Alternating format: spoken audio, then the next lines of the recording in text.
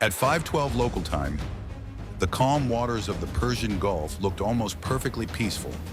From the outside, nothing suggested that anything unusual was happening.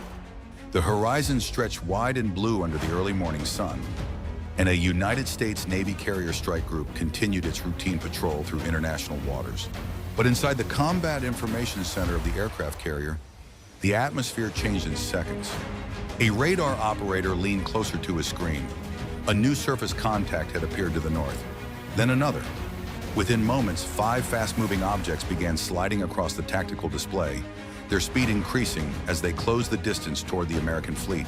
5 surface contacts, bearing 027, the operator reported calmly. At first glance, ships appearing on radar in the Persian Gulf is nothing unusual. The region is one of the busiest shipping corridors in the world. Oil tankers, cargo vessels, and fishing boats move constantly through these waters. But this situation was different. The radar computer began calculating speed and heading, 28 knots, and accelerating. Merchant vessels do not move like that. They do not travel in tight formation. And they certainly do not approach a U.S. Navy carrier strike group at high speed. Within seconds, the system finished processing the electronic signatures. Classification: Iranian naval vessels. The distance read 38 nautical miles and shrinking. Up on the carrier's bridge, the sea still looked completely calm. Sailors stood watch along the railings while flight deck crews prepared aircraft for routine operations. From the outside, nothing suggested that 5 Iranian warships were now moving directly toward one of the most powerful naval formations on Earth. Inside the sensors and radar screens, however, the situation had already begun to change. This was no random encounter. Something was unfolding in the Persian Gulf. By 5:16 local time, the 5 Iranian vessels were no longer just distant radar contacts. Their movement patterns were becoming clearer with every passing second. Inside the carrier's Combat Information Center, large tactical screens displayed the situation in real time. 5 tracks continued closing from the north, now within 30 nautical miles of the American formation. Their speed had increased to more than 30 knots, faster than typical patrol movement. That detail alone caught the attention of several officers in the room. Warships approaching at high speed could still mean many things. Sometimes it was routine navigation. Sometimes it was a poorly coordinated patrol. But what truly raised concern was how the Iranian ships were moving. They were not scattered across the sea. They were moving in formation. On the radar display, the 5 vessels appeared almost perfectly aligned, traveling side by side across the water like steel arrows pointed toward the carrier strike group. This type of line abreast formation is rarely used in normal transit. It is deliberate. It signals coordination. Moments later, the electronic warfare console began registering new signals. The Iranian ships had activated their surface search radars, sweeping wide electronic beams across the surrounding waters. The signals were not aggressive yet, but they clearly indicated that the vessels were scanning the American fleet. A radio transmission was sent immediately over international maritime frequencies. Iranian naval vessels. This is a United States Navy carrier strike group operating in international waters. You are approaching at high speed. Alter course immediately. The message was transmitted clearly, once, then repeated, but the radio channel remained silent. On the radar display, the 5 Iranian warships continued closing the distance, their formation tightening as they pushed forward through the calm waters of the Persian Gulf. Inside the Combat Information Center, no one raised their voice. They didn't need to. Everyone in the room understood the same thing. This was no longer routine movement. It was pressure. By 5:21, the tactical picture on the carrier's radar screens began to change again. What had started as a straight formation of 5 Iranian vessels was now evolving into something far more deliberate. One of the ships slowly drifted west. Another edged slightly to the east. At first, the movement was subtle, but within seconds, the pattern became obvious to the officers studying the display. The Iranian formation was spreading out. Instead of remaining in a straight line, the ships began adjusting their headings, creating a wide arc across the water. On the tactical screen, their tracks curved slowly around the projected path of the American carrier strike group. The tactical officer leaned closer to the display. They're widening the formation. Another officer finished the thought quietly. Encirclement pressure pattern. It wasn't a full surround, but the intention was clear. By spreading their ships across several miles of ocean, the Iranian vessels were positioning themselves to apply pressure from multiple directions at once. The distance continued shrinking. 21 nautical miles. At the same moment, the electronic warfare console lit up again. A new radar signal swept across the strike group. This beam was different from the earlier scans. Narrower, stronger, more focused. The electronic warfare officer looked up from his console. Possible fire control radar sweep. Inside the Combat Information Center, the room went completely quiet. Fire control radar is not an attack, but it is the step immediately before one. Up on the carrier's bridge, the captain did not hesitate. His voice remained calm and steady. Set condition 3. Across the entire carrier strike group, the order spread instantly. Combat stations were now manned. Missile systems were activated. And every radar in the fleet locked firmly onto the 5 approaching Iranian warships. The encounter in the Persian Gulf had just entered a far more serious phase. By 5:24, the distance between the two formations had fallen to just over 18 nautical miles. The Iranian ships continued widening their arc across the water, maintaining pressure on the American carrier strike group. Then something new appeared on the radar display. A small contact suddenly lifted off the deck of one of the Iranian warships. The radar operator zoomed in on the track as the signal climbed slowly above the surface. Air contact just launched, he reported. Within seconds, the system confirmed the identification. Iranian naval helicopter. The aircraft rose to about 200 feet above the water and began moving directly toward the American fleet at roughly 80 knots. From the radar picture alone, its intent was clear. It was flying straight toward the carrier strike group. On the carrier's flight deck, the distant silhouette soon became visible against the pale morning horizon. At first, it appeared as nothing more than a small, dark speck hovering over the sea, but the direction was unmistakable. Inside the Combat Information Center, the tactical officer studied the display for a moment before speaking.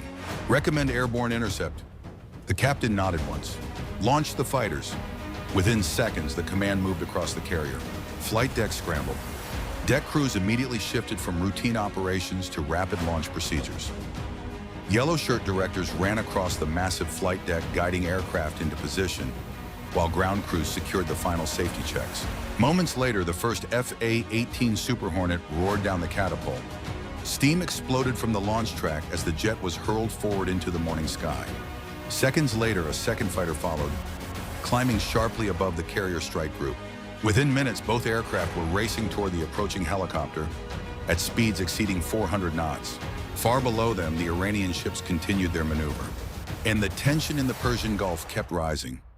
By 5:33, the situation in the Persian Gulf had become far more complicated. While the Iranian helicopter continued flying toward the carrier strike group, and 2 American FA-18 Super Hornets now circled above it, another development appeared on the radar screens below. A radar operator suddenly leaned closer to his console. Multiple small surface contacts, new tracks, 4 tiny radar signatures had just detached from one of the Iranian warships. At first, they looked insignificant compared to the larger vessels surrounding them, but their speed told a different story. 30 knots, then 40. These were not patrol boats drifting nearby. They were Iranian fast attack craft, designed specifically for high-speed maneuvering and close-range pressure tactics. On the radar display, the 4 boats accelerated across the water like arrows, heading directly toward the American formation. Their wakes stretched long behind them as they bounced across the calm Gulf surface. Distance 5 nautical miles. Inside the strike group, procedures shifted immediately. One of the Arleigh Burke-class destroyers moved slightly ahead of the carrier's projected path, deliberately placing itself between the approaching boats and the massive aircraft carrier behind it. Its radar systems locked onto the small craft instantly. On the destroyer's forward deck, the massive 5-inch naval gun slowly rotated toward the horizon. Above the scene, the 2 Super Hornets continued circling, watching the boats from high altitude. One pilot dipped slightly lower to observe the situation directly. The radio channel opened again. Iranian vessels approaching a United States carrier strike group. Reduce speed immediately. The warning was repeated, first in English, then in Persian, but the radar display showed no change. The 4 fast boats kept racing forward, and now they were just 3 nautical miles away. By 5:36, the situation had reached its most dangerous point. The 4 Iranian fast attack boats were now less than 2 nautical miles from the outer defensive screen of the American carrier strike group. At that distance, reaction time shrinks dramatically. Even small craft can create a serious threat if they continue closing. Inside the Arleigh Burke-class destroyer positioned ahead of the carrier, the Combat Information Center monitored every movement. Radar tracks updated constantly as the boats surged across the water at nearly 40 knots. The captain of the destroyer studied the numbers quietly. Closest point of approach, under 1 nautical mile. That was too close. Prepare warning shot, he ordered. On the forward deck, the destroyer's 5-inch naval gun locked into position. The fire control computer calculated a point of impact several hundred meters ahead of the approaching boats, close enough to be unmistakable, but not directly targeting the vessels themselves. Seconds later, the gun fired. The blast echoed across the Persian Gulf like thunder. A single shell arced across the water and slammed into the sea in front of the Iranian boats. A massive column of white spray erupted upward. The effect was immediate.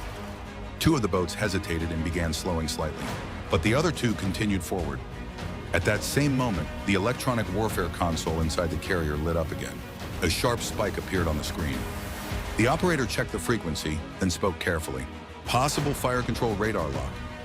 From one Iranian warship. Inside the Combat Information Center, the room fell silent. A fire control radar lock meant one thing. The Iranian ship's targeting system was now calculating a firing solution, one step closer to a missile launch. For several tense seconds, the situation hovered on the edge of escalation. Inside the carrier's Combat Information Center, every sensor in the strike group was now locked onto the Iranian vessels. Missile crews stood ready inside the vertical launch systems. Radar operators tracked each contact with absolute precision. Then suddenly something changed. On the electronic warfare console, the signal that had alarmed everyone moments earlier disappeared. The narrow beam of Iranian fire control radar shut down. Radar lock lost, the electronic warfare officer reported. Above the water, the 2 remaining fast boats that had continued forward began reducing speed. Their engines throttled back as the spray around their hulls slowly settled. One of the boats altered its heading slightly, drifting away from the direct path toward the carrier strike group. Behind them, the larger Iranian warship that had opened its missile launcher hatch began turning as well. Gradually, its bow shifted away from the American formation. One by one, the 5 Iranian vessels started breaking their arc. The semicircle that had been closing around the carrier strike group slowly dissolved across the open water. Distances began increasing again. 1 nautical mile, then 2, then 3. Above the scene, the 2 FA-18 Super Hornets maintained their patrol, while a U.S. Navy Seahawk helicopter circled once more before returning toward the carrier. No missiles were fired. No shots were exchanged beyond the single warning round, but something important had still happened. During the entire encounter, American sensors had captured every radar emission from the Iranian ships. Every frequency, every targeting signal, every electronic fingerprint. Information like that becomes invaluable intelligence for future operations. Encounters like this rarely make headlines. There are no explosions or dramatic battles, but on the oceans of the world, these quiet moments can come within seconds of something far more serious. If you enjoy detailed breakdowns of real-world military encounters like this one, make sure to watch our next video and stay informed. Modern naval strategy is constantly evolving, and the next encounter may be even closer to the line.